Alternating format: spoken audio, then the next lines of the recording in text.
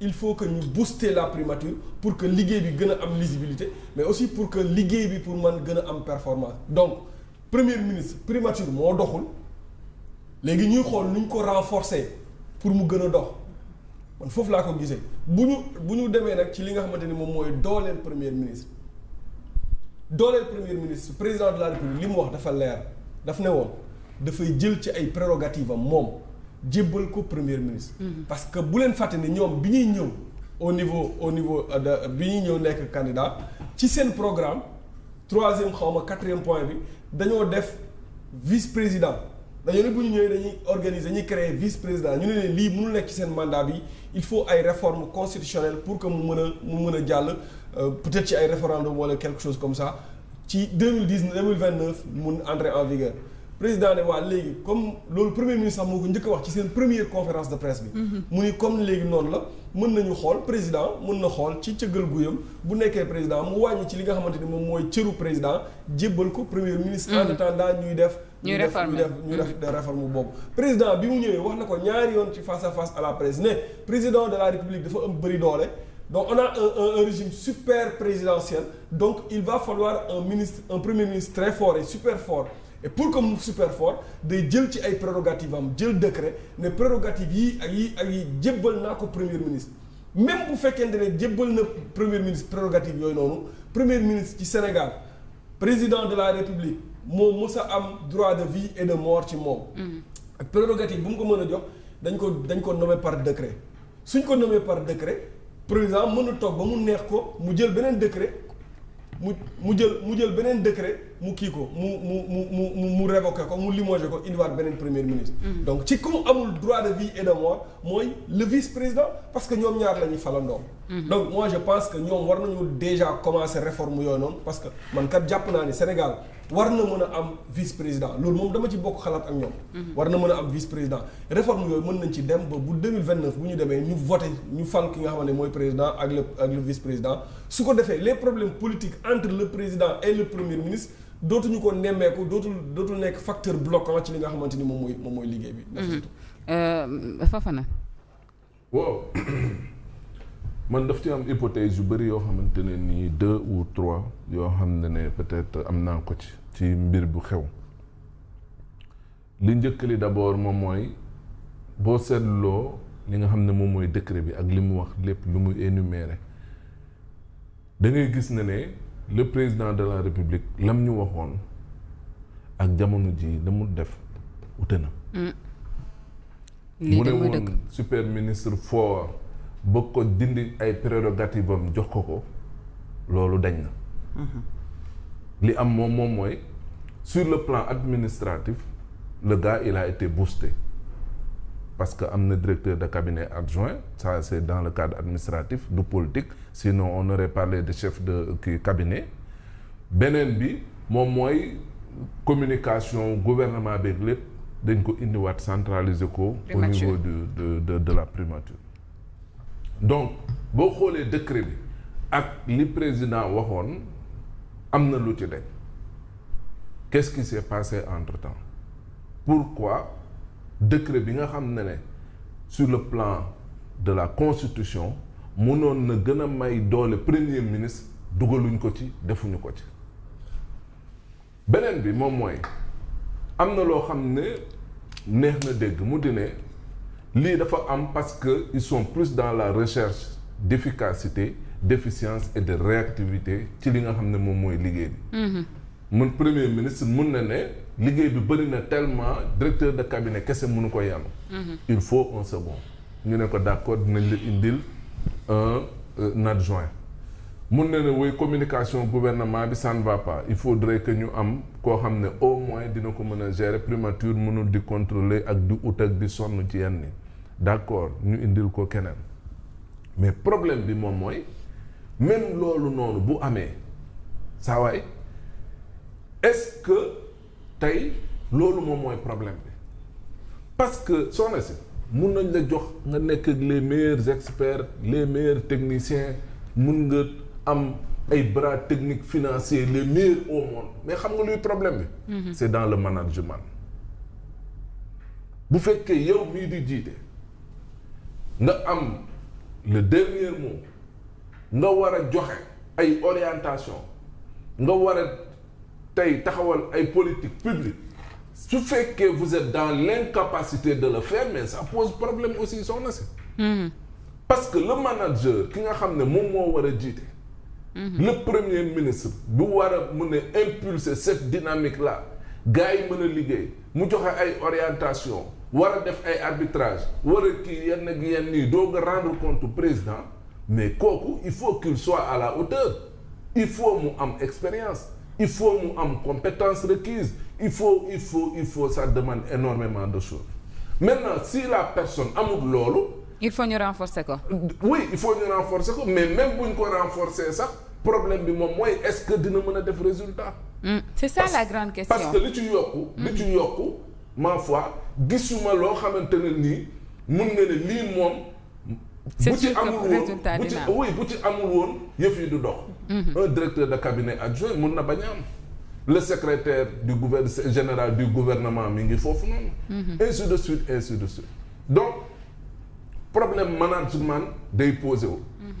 maintenant beneen bi xam nga moom mooy lan moom mooy carte politique bi ma la wax moom laa ci am lecture démb gis nga le président man jàpp naa ne dinañ ko ne le monsieur lu mu laaj lépp jox ko à la face du monde nga wane ne li la war lépp def nga ko sa diggante ak moom et que ëllëg booy tàggoog moom mu leer na la ne la mu laajoon ak la mu bëggoon lépp non seulement jox nga ko benn mais ñaareel ba du génne boppam ci bilan bi parce que la mu du bëggoon lépp dina jox nga ko yéen a ko partagé mu laaj ko nga mënoon ko bañ ko jox mais lépp defal nga ko su boobaa kenn du ko parce que nag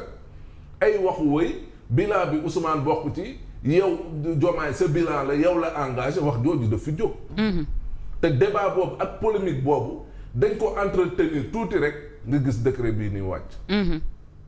kon donc mën nañ ko def justement man ci sama jàngat pour wane ne Diomaye wàccoo na ak Ousmane ci lépp la mu laaj lépp jox na ko la mu bëgg lépp jox na ko la mu war a nag moom si digganteem ak moom kon gas yi amatul dara luñ ko ci war a def.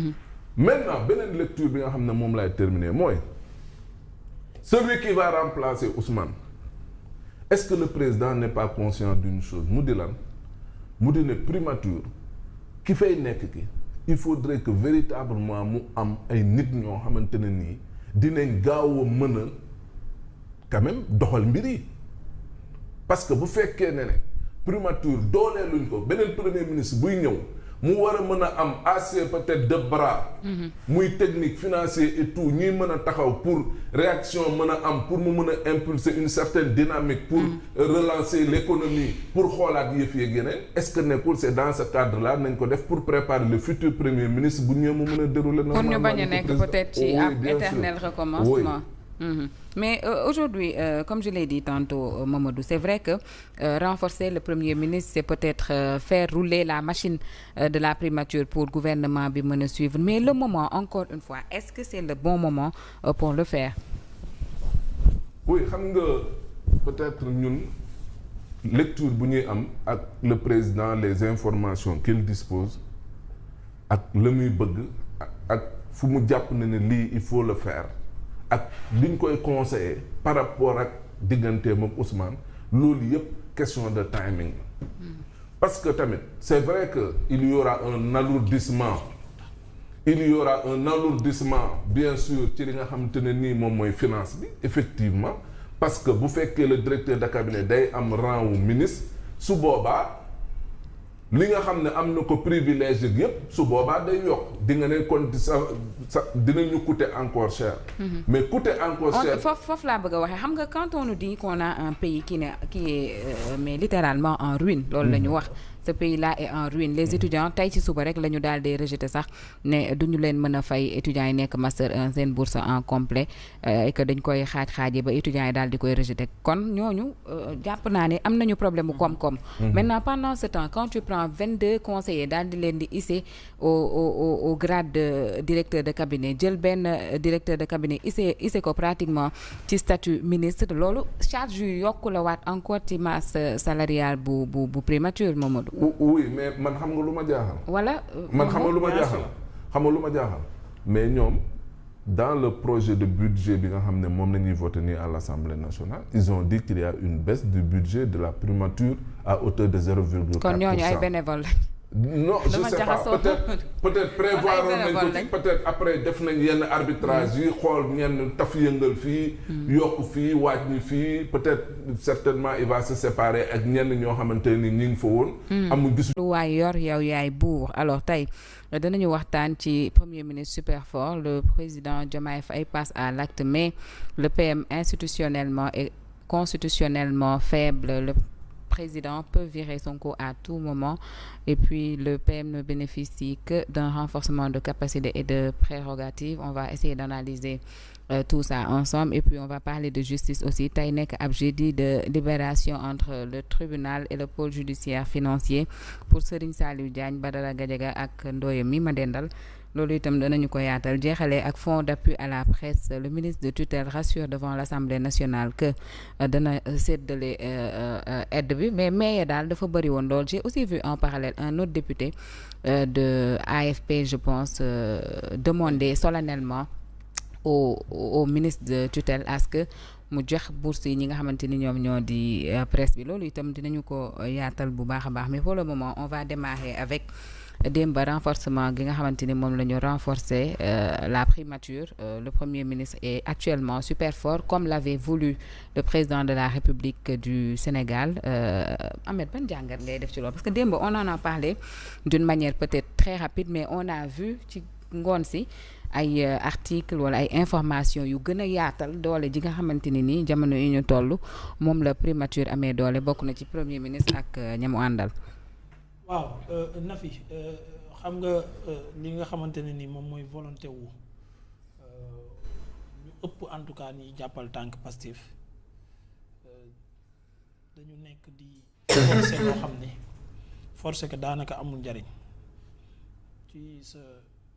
ci thème yi sax heureusement yaa ngi ko ciy souligner mooy que teewul bu subaa le président de la République bu ko bëggee dàq ko loolu moom daanaka doole joo xamante ne nii mooy dañ la ko abal rek borom saa yi ko neexee mu foqarti ko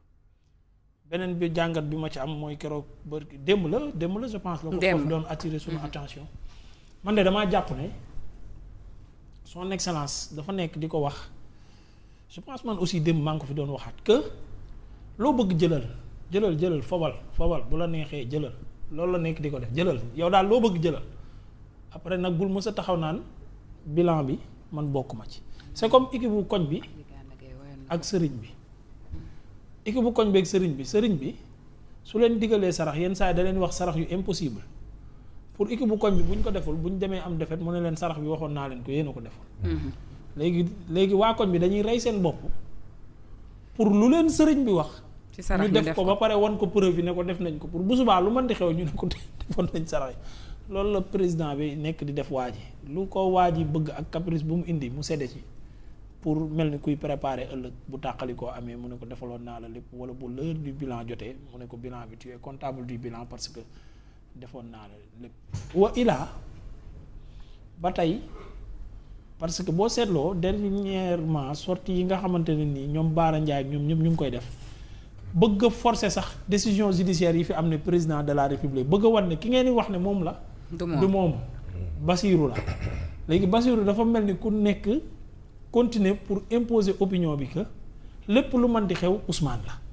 du man léegi nag ci jeu boobu ñu nekk yooyu boobu ñu nekk ñoom ñaari camp yi dafa mel ni waa ji daf ci nekk di jouer bu baax a baax politiquement. La dernière chose bu ma jàpp ne aussi ci la nekk te depuis le début ci la nekk mooy paix sociale ak cohésion sociale bi mu bëgg le président ba léegi dafa mel ni ci loolu la nekk. saa yu tension amee mu jël benn décision wala def discours boo xamante ne nii dina apaiser lu bari mais vivement le discours de la nation bi nga xam ne. à la nation bi nga xam ne plutôt war na ko def ci fin d'année bi. xam naa ne foofu moom lu bari dina fa révéler wu wala dinañ xaar lu bari parce que dañoo jëm ci 2026 boo xamante ne nii décision majeure la war a jël pour redresser économie bi redresser waat lu bari. cohésion sociale bi nga xam ne am na volonté wu maintenir ko wala rétablir ko moo xam selon loolu aussi ci peut-être discours à la nation boobu la ñuy xam. mais Momo Ahmed la dernière fois xëy na Cheikh Tidiane Kandé mu ngi ko doon wax fii ci plateau bi et puis je pense que démb li xew ak le renforcement de la primature dafa dëggal ay kàddoom est-ce que vraiment c'est l'heure pour vraiment di yokk doole Ousmane Sonko wala di yokk doole ñi nga xamante ni ñoom ñooy liggéeyee foofule ca primature est-ce que président waxtu yi mu jël exactement pour def loolu c'est la bonne heure. waaw xam nga nag Nafi suñ ko waxtaanee noonu moom wax dëgg yàlla moment am sax du mës a jot ci dëkk boo xamante ne nii mën nañoo jàpp ne ci dëkk bu sous-développé la. wala nekk en voie de développement xam nga yokk doole moom actuellement nii ñu ngi ko doon séentoo ci yokk doole. nekkinu askan wi mooy pouvoir d'achat wu askan wi pour man foofu rek nga war a yokk doole te loolu rek a war a nekk sa mission mooy fexe ba étudiants yi di jox seen bourse doole ji foofu lañ ko war a yóbbu fexe ba peñe ménagère bi daal di woyof loolu ci ñi nga xamante ni ñooy góorgóorlu yi fexe ba nga xamante ne ni justice bi dañuy yokk dooleem ba daal di ñëpp daal di fay tolloo daal di fay yem fa mbaxane doonee bopp ko doonee benn comme ni ñu koy waxee yokk doole pour man foofu la président de la république gën a def ay effort waaye du yokk doole ay benn nit wala benn ministre wala benn DG parce que pour man benn solo amu ko parce que doole joo moomul yokkalaate ci doole fasilul te jéem ko ci it mooy yàgg bés bu askan wi nangoolam la joxoon nga xam ne yow sax amoo woon doole bay yokkalaate doole. parce que askan wi on nous dit que malgré tout ça il peut le virer à tout moment mais man je pense que ki lay renchérir kooku paregul pour jéggal la. Nafi décret bi ñu ko xoolaatee bu baax a baax est-ce que mën nañ ko tuddee yokk doole man jàpp naa ne président bu bëggoon yokk doole yi premier ministre dafay def li nga xam ne moo nekk ci article 50 bu suñu constitution mooy def décret présidentiel ni sama lenn si li nga xamante ne moom lañ ma attribué woon mu nekkoon sama prérogative muy nangam jël naa ko délégué ko premier ministre attribué naa ko moom mën na ma ko defal man pour man loolu mooy yokk doole mais li ñu gis nii boo ko xoolee bu baax ba gën ko jàngataat da ngay jàpp ne lii nii réorganisation la boo xam ne président da ko def réorganisation bi nag mën nañ ko jàngatee ci façon bu ne mais man ni ma ko jàngatee mooy ni dama jàpp ne Bassirou Diomaye Diakhar Faye dafa amul satisfaction ci premier ministre am bii mu tabb Ousmane Sonko depuis 20 mois parce que dégg nañ fi nag lu bari ci ay conseil des ministres yoo xam ne président dafay joxe ndigal ngir ñu def dara waaye boo xoolee ba fii ñu toog loolee di muy wax duñu ko appliquer moi je pense que ci logique boobu le président de la République nekk looloo tax xëy na mu jël li nga xamante ne moom mooy personnel primature yokkaat ko xëy na indi ñoo xam ne jàpp na ne dinañu mën a seconder premier ministre ba yenn lenteur yi doon am ci liggéey bee yi ni mel ñu mën ko doxal ba noppi premier ministre boppam taxawoon na mu ne ñi nga xamante ne ñoo nekk les membres du gouvernement vous êtes incompétents loolu la leen waxoon ne woon naa ko sax incompétence bi est-ce que doo ko jàngatee ci sa bopp yow mi leen jiite moment bi mu waxee loolu mais loolu noonu yépp dañ ciy jàngatee ne xëy na li tax rang bi doxut boobaak léegi xëy na ñoom ñooñu nga xam ne ñoo ne ci biir rang bi ñi ci incompétent dafa bari peut-être loolu mën naa tax waaw su ma koy jàngat man damay jàpp ne xëy na loolu moo tax président réorganiser maanaam yokkaat doole primature pas premier ministre la yokk doole non moi je pense que primature la yokk doole xëy na pour li nga xamante ne moom mooy liggéey bi war a am ci biir gouvernement bi dëgg-dëgg mu am ci moi je pense que si base boobu noonu la ko président réorganiser mais du ma ko tuddee yokk doole parce que Bassirou Diomaye bu bëggoon yokk dëgg-dëgg doole Ousmane Sonko am na constitution may na ko am na fu mu war a jaar itam ba mën ko yokkal dooleem ñoo ngi wax chaque jour démb Fofana mu ngi koy wax ñoo ngi wax chaque jour ay président de la République ay une personne qui partage les mêmes prérogatives wala une partie des prérogatives du chef de l'État République mais pour man ba tey loolu amagul démb foofu mu ngi koy wax il a si bien expliqué loolu ba tey gisaguñ ko loolu pour mu am foog président de la République def li nekk ci article 50 bu constitution sénégalaise tant que deful loolu rek man damay jàpp ne day réorganiser rek te bu ñu fàtte ne député bi nga xam ne moo dàq wax ci réew mi gën a am information ñëpp am na lu mu wax démb donc nee na fii ba quelques jours bu ñu gisee ñu dàq ki nga xam ne mooy premier ministre boobu ñu bett kon nag mënuñ jàpp ne mënoo loolu c'est paradoxal parce que mënoo xëy yokk nit doole sa premier ministre nga yokk ko doole ba noppi de l'autre côté ñuy wax naan yaa ngi prévoir pour dàq ko ba sax plus loin dans ses dires même nee na sax jël na date ba noppi date bi moo accès gul rek moom Cheikh Bara nee na buñ ca accès danañu xam ne président jël na date pour dàq premier ministre am. donc kon est-ce que du calcul kon Momo parce que man franchement commencé naa réer d'aucuns parlent de neexal bu xamante ni PR mu ngi koy neexal PM ñeneen ñi wax nañu ne calcul la comme ni ko fa fooxee démb pour ne ko wàccoo naa ak yow ñi ci des jàpp ni itam coup de stratégie la encore pour divertir les Sénégalais. diggante Bassirou Diomaye Faye ak Ousmane Sonko gars yi dañoo nekk ci duma démissionner duma la dàq. mais dinaa yokk say conseils. donte am nañ ay jafe-jafe duma démissionner duma la dàq duma la dàq il préfère nekk ci jeu de yooyu boobu que de régler le problème des Sénégalais ñoom ñaar ñëpp ñoo ci yem ci côté boobu noonu. li Ousmane Sonko doon wax naan réew bi amul autorité il a parfaitement raison ce pays n'a pas d'autorité ñu baal baax parce que Ousmane Sonko ñun ñëpp xam nañ li mu bëgg wax naa leen fii ne leen Ousmane Sonko nekkatul problème bi parce que Ousmane Sonko ñëpp xam nañ li mu bëgg te mu ngi ci nekk ma ngi koy wax ki ñu xamul li mu bëgg te feesul place am kay mooy ki nga xamante ni moom lañ jox. ni itam coup de stratégie la encore pour divertir les Sénégalais. diggante Bassirou Diomaye Faye ak Ousmane Sonko gars yi dañoo nekk ci. duma démissionner duma la dàq. mais dinaa yokk say conseils. donte am nañ ay jafe-jafe duma démissionner duma la dàq il préfère nekk ci jeu de yooyu boobu que de régler le problème des Sénégalais ñoom ñaar ñëpp ñoo ci yem ci côté boobu noonu. li Ousmane Sonko doon wax naan réew bi amul autorité il a parfaitement raison ce pays n'a pas d'autorité ñu baal baax. parce que Ousmane Sonko ñun ñëpp xam nañ li mu bëgg wax naa leen fii ne leen Ousmane Sonko nekkatul problème bi parce que Ousmane Sonko ñëpp xam nañ li mu bëgg te mu ngi ci nekk ma ngi koy wax ki ñu xamul li mu bëgg te feesul place am kay mooy ki nga xamante ni moom lañ jox lépp ne ko saa yaay doxal kooku lañ xamul li mu bëgg kooku lañ xamul fu mu jëm. bu ñu ñëwee ci réorganisation bi waa Pastef man lay yàkkamte nañ ma de. ba mu benn vidéo laa gis saa yi foofu na. mu tas fu ne ba man ay premier ministre adjoint gars yi di ma. yow la ñuy wër. mais c'est-à-dire écoutez chef de cabinet adjoint du premier ministre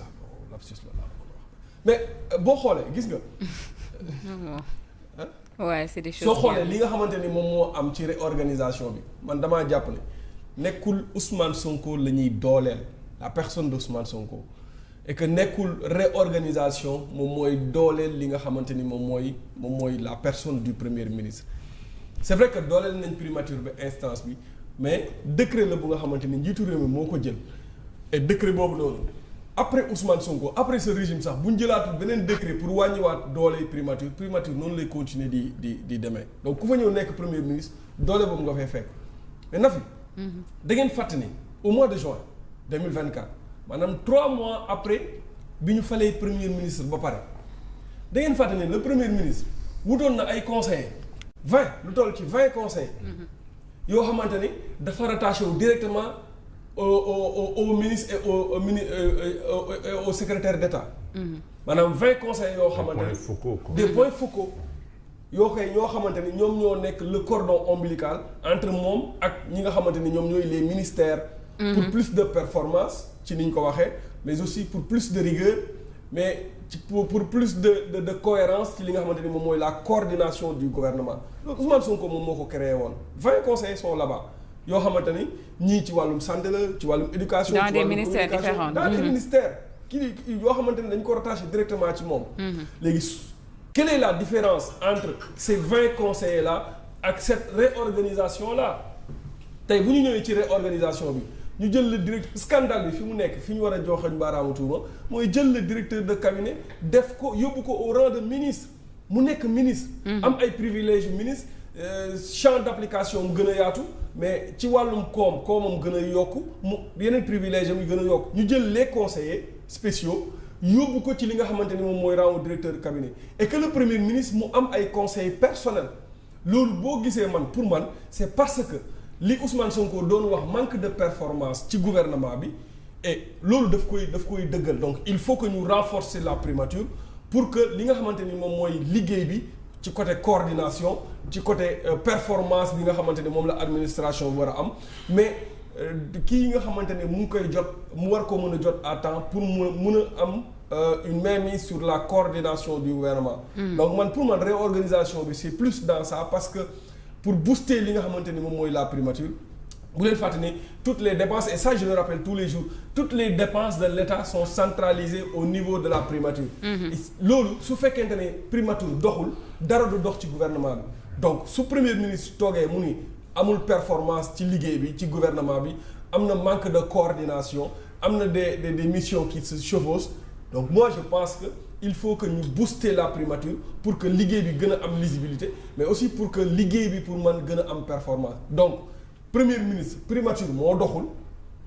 léegi ñuy xool nu ñu ko renforcer pour mu gën a dox man foofu laa ko gisee bu ñu demee nag ci li nga xamante ni moom mooy dooleel premier ministre président de la république li mu wax dafa leer daf ne woon dafay jël ci ay prérogatives am moom jébbal ko premier ministre. parce que bu leen fàtte ni ñoom bi ñuy ñëw au niveau de bi ñuy ñëw nekk candidat ci seen programme 3e xaw ma 4e point bi dañoo def vice-président dañoo ne bu ñu ñëwee dañuy créer vice-président ñu ne leen lii mënul nekk ci seen mandat bi il faut ay réformes constitutionnelles pour que mu mën a jàll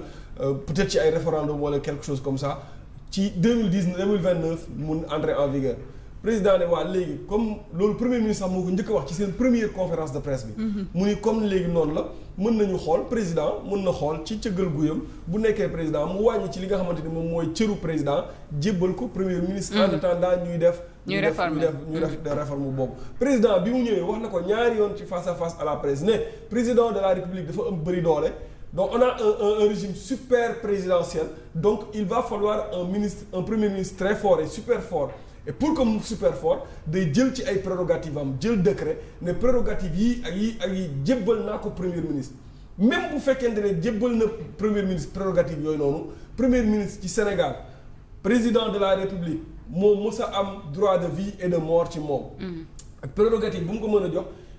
dañ ko nommé par décret suñ ko nommé par décret président mën a toog ba mu neex ko mu jël beneen décret.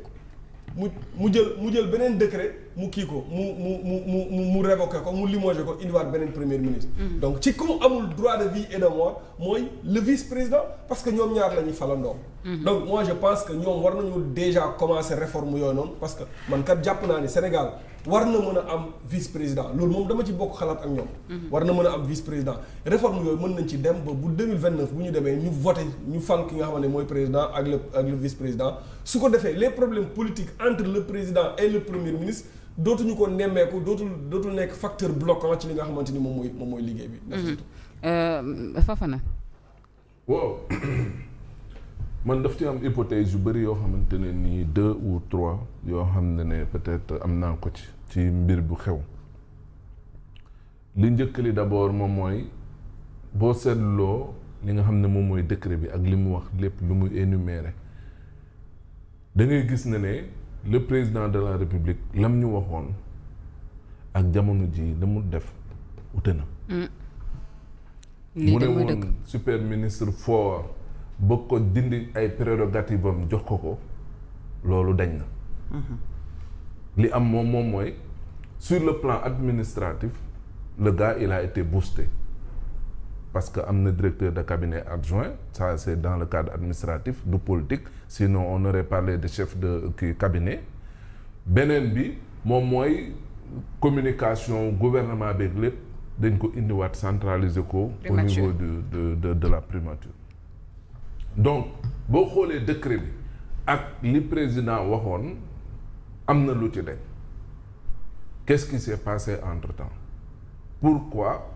décret bi nga xam ne sur le plan de la constitution mënoon na gën a may doole premier ministre dugaluñ ko ci defuñu ko ci beneen bi moom mooy am na loo xam ne neex na dégg mu di ne lii dafa am parce que ils sont plus dans la recherche d'efficacité d'efficience et de réactivité ci li nga xam ne moom mooy liggéey bi mun premier ministre mun na ne liggéey bi bëri na tellement directeur de cabinet kese mënu ko yanu.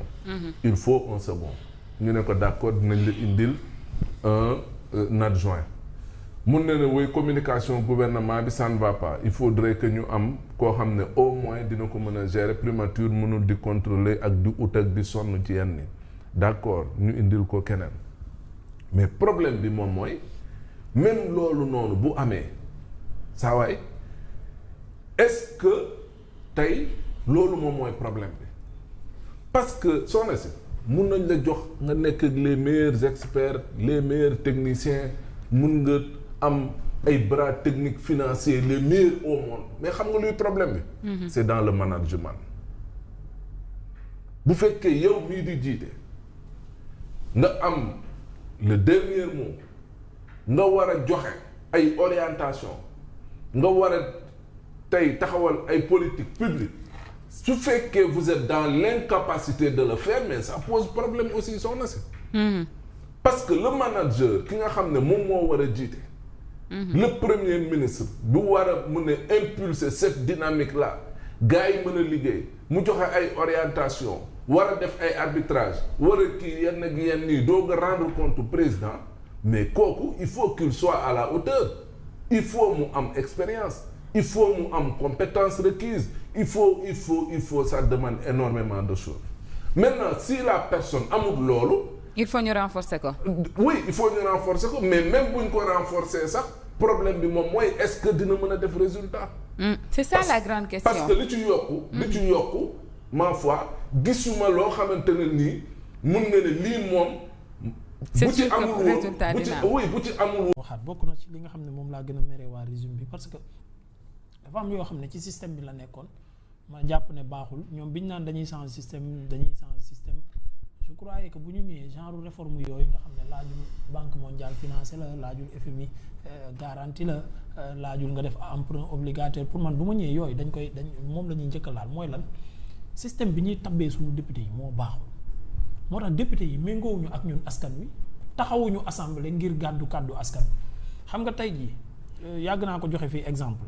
Fofana bu fekkee dafa yor parti politique am bu tudd Sen TV Fofana di defar liste yi jël la yow Nafi Dièye def la 2e place yaa nga dëkk fële sa département bu Rufisque ca commune Sébikotane defu la suppléant defu la 46e position mais 2e position la teg non seulement moo la dugal ci liste mais moo la teg position boo xam ne presque am nga assurance su da ngay nekk député te mu wóor na la ne ca biir Sébikotane Feuz dëkk na fa mënoon na koo tabb bàyyi la alors xaritam nga wala am di jàmmam nga wala ci parti bi dafa gis ne yow yaa ko ci gën a jege mu tabb la souvent sax étant homme politique ni ñuy réfléchir mooy yow yaa ko gën a déggal yow tu es plus facile à manier yow lay tabb pour bu subaa boo demee assemblée mën a dox ci directive bu parti bi. une fois à l'assemblée suñuy voté ay loi mais bu ne la waxal wii nga ne wii bu ne la waxal non nga ne non. parce que moom moo la tabb bon. wala Ali bët foo ko neexee oui ci waxin nii dañ naan askan wi ñoo leen fal ñoo leen nii nangam non ki la dugal ci liste dugal la ci position bu baax mais kooku daanaka moo la tabb. léegi mu wóor na la ne nekk député nag xam nga sooful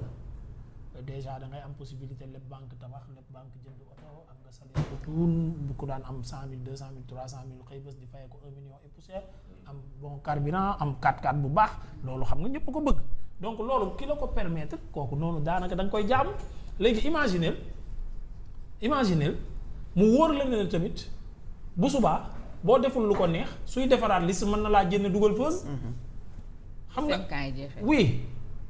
léegi yow sa xinte woo yëpp mooy jaamu ko alors que pour man li ma jàpp ne moo jaadu pour ñu régler assemblée dafa bokk ci changer système mu tabbin bi. parce que da ngay dem département léegi ma ne Fall Ndiaga mi Thiès département de Thiès Fall Ndiaga xamul ñuy député sunu département noonu fii koo fi laaj département bi ñan ñooy say député pour seen soxla seen i njàmbat ngeen dem wax ko mu kii ko duñ ko fa wax. man de yu Wakaam yi xaw ma leen moom. j'ai l'habitude de donner l'exemple Sébikotane laa gën a miin dafa am lu gën a sonal waa Sébikotane ñu bokk département de Rufisque muy pollution bi nga xam ne usine industrielle bi ñu naan Fabri Métal nekk fa di ko teg waa Sébikotane ñu ciy souffrir quartier bi ci gën a sonn di Sébigar ak quartier Ponty mu ngi bokk Diamniadio presque ñaari communes yi lay polluer ak Sébifaas tuuti jàpp sama quartier man mais da leen di polluer ba ñuy bëgg a dee askan wi dañoo kaas booy sonn waa mairie moom waxuma leen mais bi ñu demee ba jaaxle gisoo benn député département de Rufisque boo mën a wax jàmbat bi nga xamante ne ni Fabri Metal mu ngi koy bëgg a rey waa Sébifaas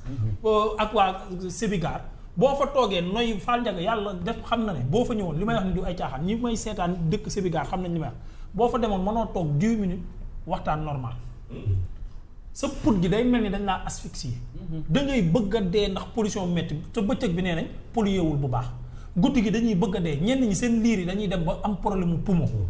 Sébigar di souffrir loolu ñu koy jàmbat booboog léegi xamoo sax ban député moo lay jëlal question bi yóbbu ko assemblée pour que ministre tutelle yi muy environnement ak industrie man jël loolu ay décision mënoo xam sax ci kan ngay dem pour jooytu loolu donc yooyu situation tant de commune wala tant de département dañ koy dund parce que ni ñuy tabbee député yi moo baaxul. maintenant ci absence yi aussi daf ci am absence yoo xamante ne ku nekk ba muy nekk député lan mooy objectif am loolu aussi beneen problème est-ce que xam nga ne ñenn ñi dañoo nekk député juste pour am mbalaanu kiiraay pour am immunité parlementaire. parce que xam nañ ne en face ñi ñu jàkkaar lool dañoo ñëw pour fayantoo mais am ñoo xam ne mais duñ fa dem ci wax yu ñàkk fayda man ñi boycotté woon dama leen a mere woon keroog bi session bi commencé dama ne ay yayaa li bu fekkoon Aïssata Tall Sall ak Abdou Mbow dina neex mais biñ démarré ba Pape Djibril Fall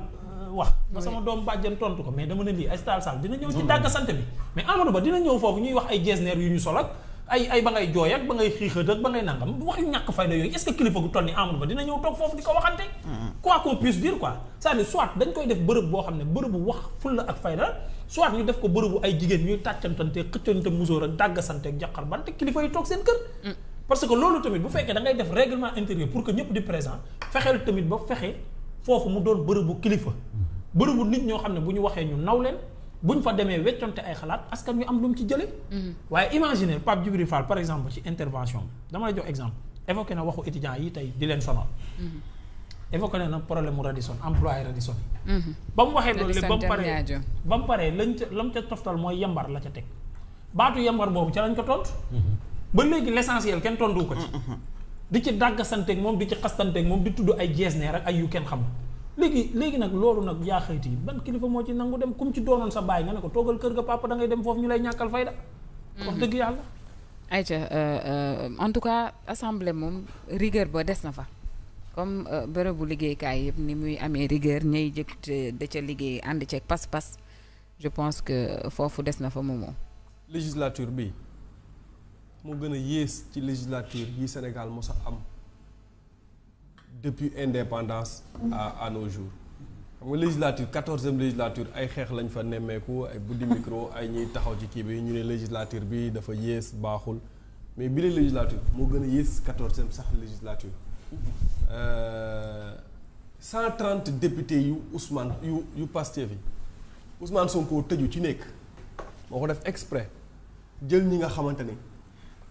daara ba dooloo jeex xamuñu ko. moo ko tay de Ousmane Sonko ko tay de. est-ce que moo ko tay est-ce que du loolu la am xam nga ni ku nekk li nga am rek ngay yóbbu marché. non am na ñeneen mais moo ko tay. moo ko am de. loolu la am de. loolu la am de loolu moom il faut. ku nekk de li nga am rek ngay jox. loolu la am de. ndaxte PCA ak directeurs yi moom saa waay. loolu la am. wax nga dëgg de loolu la am de. mënoon naa dindi sax si 4000 cadres yi tegal ñu ko assemblée mu tane. ku nekk li nga am rek de. yàq na sama analyse ba de. damay bañ nga réer rek. ah non mais moom moo tëju ci néeg. tey boo nekkoon Ousmane ñun ñii ngay yóbbu assemblée de ñun nga am de.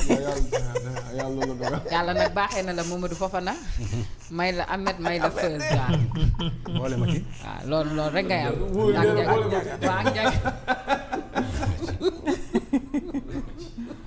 ak njaga boole ma ci. yaa ngi dégg donc mu tëju ci néeg député yëpp moo leen tànn. Ousmane Sonko moo leen tànnal boppam. donc xam na leen kenn ku ci nekk fa nga nekk ak la nga fa nekkee ak la nga xam ak la nga am xam na ko de mu bind leen ci liste gars yi dem ñu gagné mu am 130 yi mais lu ñu war a mën a yaakaar maanaam lu ñu war a mën a yaakaar ci député yi lan la ñuy yaakaar ci ñii lan la ñuy xaar ci ñii du dara. nada parce que luñ koy waxeeti saa yi ku. xaw ma baatu wolof bi sax. ku boot bukki xaj ba. déedéet maanaam nit ki li nga am rek ngay joxe amuñu xam-xam. amuñu culture générale gëstuwuñu ñenn ñi mosuñoo am liggéey boo xamante ni da leen di permettre ñuy am 100 000 francs par weer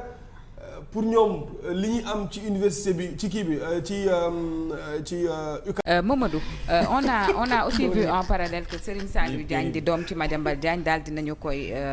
bàyyi mu génn mais sous contrôle judiciaire mais par contre magam bu góor beeg yaayam dañoo daal di rejeter seen ay demandes. oui xam nga c'est des moyens de coercition moom nañuy wax donc contraindre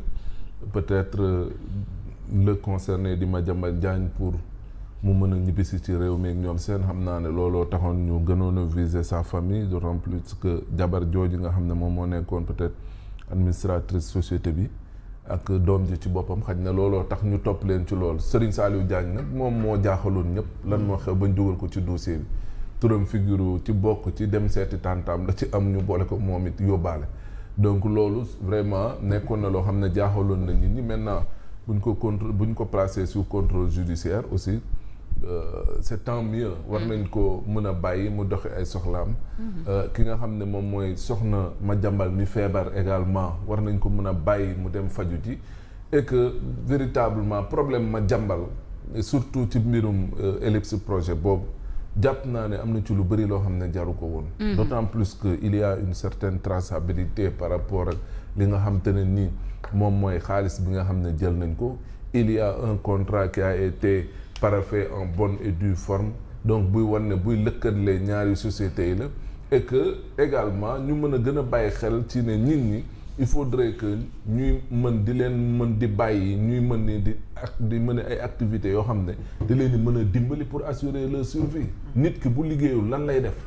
bu fekkee ne ay soupçons de blanchiment wala nangam ak nangam man jàpp naa ne sur la base de soupçons kese warut mën a tax peut-être ñu war a mën a indil nit ki ay problèmes il faut des preuves tangibles et irréfutables contre la personne nga teg ko sur la table. Le principe du contradictoire il faut ñu koy respecter aussi c'est pas sur la base de soupçons rek ati ëpp on te place sous mandat de dépôt en attendant peut-être ñuy jéem a xool sa dossier di ko étudier en profondeur ak ñoom seen donc man jàpp naa ne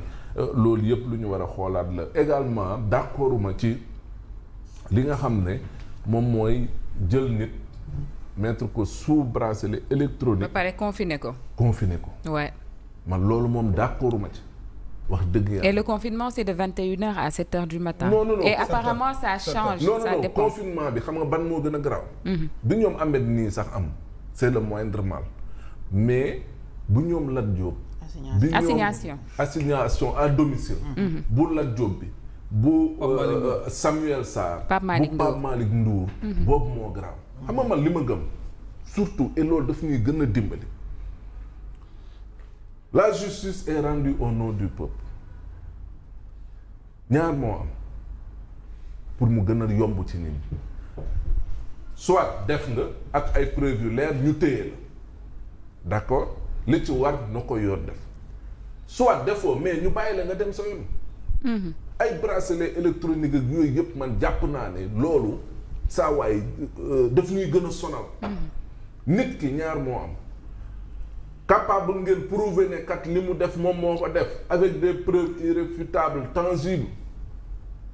yoon na def lu ko war parce que tamit dëkk yoon nañ nekk mais en l'absence justement de toutes ces pièces entre autres ces preuves là mais nit ki bàyyi leen ko mu dem doxi soxlaam parce que tamit bu fekkee d'accord ñu ci loolu rek daf ñuy indil après ay problème du ñu mës a d'accord ci nit ki lu ñu ko def ak lu ñu ko deful parce que tamit dañuy bëgg justice fu muy gën a mën a tëddee njaaxaanaay et mu gën a yomb mu gën a leer ci loolu kese la sur la base de preuve et ñoom sur la base de preuve ñoom dañuy àtte li nga xam ne loolu lañu gis mu wér leen ñu teg ci seen gët ñu wax ci ñoom li nga xam ne loolu la loi bi wax parce que dañoo ne le juge n'est tenu qu'à l'autorité de la loi et que le juge ci ultime conviction lay sukkandiku également sur la base du ko waa sant mais mu àtte comme nag ci loolu la mais nit ki am nga firnde ne def na leer na la teg nga ci sa gët am nga ci ay pièces à conviction am nga ci ay preuves irréfutables mais defal sa liggéey bu loolu amul nag mais bàyyil nit ki mu dem mais nga jël bracelet électronique takkal nit ne ko sa kër doo ko génn. nit ñi rek koy mën a seet tamit. nga jël nit takkal ko bracelet électronique ne ko non 7 heures ba 21 heures après boo paree. te est-ce que ñu ngi utiliser sax bracelet yi ci ñi ñu ko war a utiliser il faut dire que bu ñu fàtte ne lim bi ñun suñu lim bi bariwul de. daa rëy de. te ñun suñu lim bi sax non dafa obsolète moom yàgg. waaw bracelet électronique genre montre lay doon. Europe mun nit mun na ko takk sax doo xam ne takk la. c'est stylé même en Europe. oui. léegi montre la sax. oui très stylé mais je veux dire non seulement obsolète na yàgg na mais lim biñ ci am dafa takkuwul ba 2 temps 3 mouvements fës ñu jël benn nit takkal je pense que. est-ce que du 1000 xaw ma 2000. justement te ñi koy takkal 1000 la woon au départ ba kii waxoon Ismaïla Madior 1000 la waxoon. ba pare bracelet électronique sax nag gis nga ñi koy takkal du ñooñu lañ ko war a takkal. justement c'est ce que je dis bracelet électronique lan moo ko tax a jóg. nit ñi ni ñu sakkanee ci biir kaso bi bëri gi ñu fa bëri les longues détention yi nga xamante ne yàgg nañu fa te kenn attewu leen ñooñu mën nañ leen takkal bracelet électronique pour wàññi sax effectifu kaso yi loolu moo ko tax a jóg mais ñu jël ñi nga xamante ne ay délit d'opinion ay Badara Gadiaga ay Ahmed Ndoye ay Pape Malick Ndour di leen takkal ay bracelet électronique ba noppi li ma si gën a soof sax si bracelet électronique yi mooy takkal la ko comme ni ko Fofana waxee teg tëj la ci ab kër mais loolu assignation nga dem tëddi rëbb sa yam rek mais benn la rek où est la différence yow dañ lay choisir yan heure ngay génn magum jëmm nga war a dem liggéey war a dox say soxla war a dox mbokk war a dox yeneen ak yeneen loolu yëpp ñu tënk la ne la doo dem bu Badara Gadiaga nag moom moo ci gën a flagrant moom 21h parce que 21h ñu jàpp nag émission ba nga xam ne moom la doon def di fa wax la mu fay wax te arrangé wul nguur gi émission boobu lañ ko bëgg a tere rek loolu mooy bul dem defati émission parce que buñ ne la 21h tu n'as plus le droit de sortir de chez toi waa bii mooy bi ñu takk si loxo bi wala bii mooy bi ñu takk si tànk bi bi am na bii tànk la ba tey bii tànk la mais am na bu loxo bu gën a bii c'est aux États-Unis je pense mais en France c'est la montre d'accord ba noppi ñu ne ko 21h daal doo génn sa kër magum jëmm waaw moom du liggéey moom du dox ay soxlaam kon kay jarul ñu koy génnee nañ ko bàyyi rëbës rek bu penam jeexee te atte ko jox ko pen bu penam jeexee mu génn mais munuñ laa teg pendant des mois tëj la fañ la tëj ba noppi xëy bëgg la génnee tëjaat la sa kër encore muy ñaari tëj loolu àndul nag tamit ba pare ci lan délit d'opinion kan la waxal Ousmane Sonko kan waxu kan la répété Amadou Ba ana Amadou Ba moom mu ngi dox soxlaa moom mu fi indi mbirum client moom moo fi indi mbirum client di fi kenn xalaatu fi woon client kenn mosu fi wax client xam nga vraiment nag suñu justice bi tamit dañu war a vraiment ñu ci bari ci ñoom xoolaat seen taxawaay xoolaat seen doxalin te xam ne nag gis nga atte dafa am solo fii de ndax loo atte fii boo yeggee fee di nga ko attewaat te yàlla kese nag mooy juge bu mag bi looy jugé lu ne war nga ci bàyyi sa xel bu baax a baax moo tax j'ai bien aimé réaction wu juge bi nga xamante ne moo takkal Ahmed bracelet parce que gis nga mbir boo ciy dem da nga ciy dem ak principe mais doo dem rek ñu ne la xëw rek nga dellu ginnaaw non donc attitude am j'ai bien aimé le fait que mu bàyyi mu confirmer waat bracelet électronique bi Ahmed bàyyi wax j'ai bien aimé pas Malick Ndour moom mooy bul waxati parce que bu leen fàtte nag ni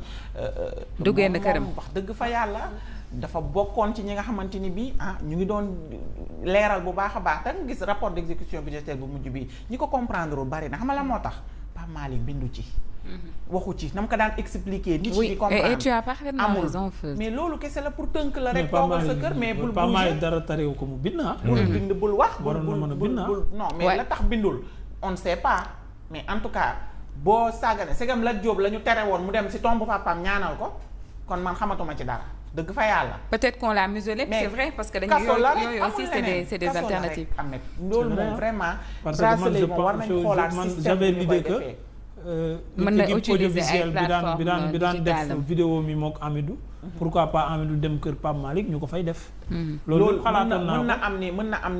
ni dañ ko tere on ne sait pas mais pas même de ces plateformes digitales on peut faire ses contenus mais même moom si ay page am ak yi ni mel sax mu def bind gisatuñu ko mu bind ce qui veut dire que du son propre gré de déedéet loolu duñ ko d'accord nekk parce que moom il était engagé ci li mu doon def donc tey bu ko deful rek am na lu tax defatu ko donc bracelet moom war nañ ko xoolaat Ahmed na fi Ahmed du ma bàyyi Badara mën na participer émission waaw mais ci jàkkaarloo la daan te jàkkaarloo 22h. à distance je veux dire. C'est ce que je disais tout à l'heure. En visio. Ce matin quand j'ai lu l'info, ça allait être formidable. formidable sûrement noonu lay am léegi nag demee bu ñu ko sax daggee nag ñi xam ne maintenant c'est pour le museler. am na sax ñu ma dégg ñu naan est-ce que duñu toxal heure jàkkaarloo bi muy jàll 19 heures. yéegal ko comme ça Badara di mën a ñëw pourquoi pas l'enregistrer yooyu yëpp mi ngi ci enregistré. nous sommes des démocrates. on est là de donner des belles idées. voilà loolu da ngeen non mais ici c'est la démocratie. mais émission aussi le malheur mooy. c'est pas vivant c'est pas vivant benn et que deuxièmement info yi ni muy demee. voilà bu amee lu bees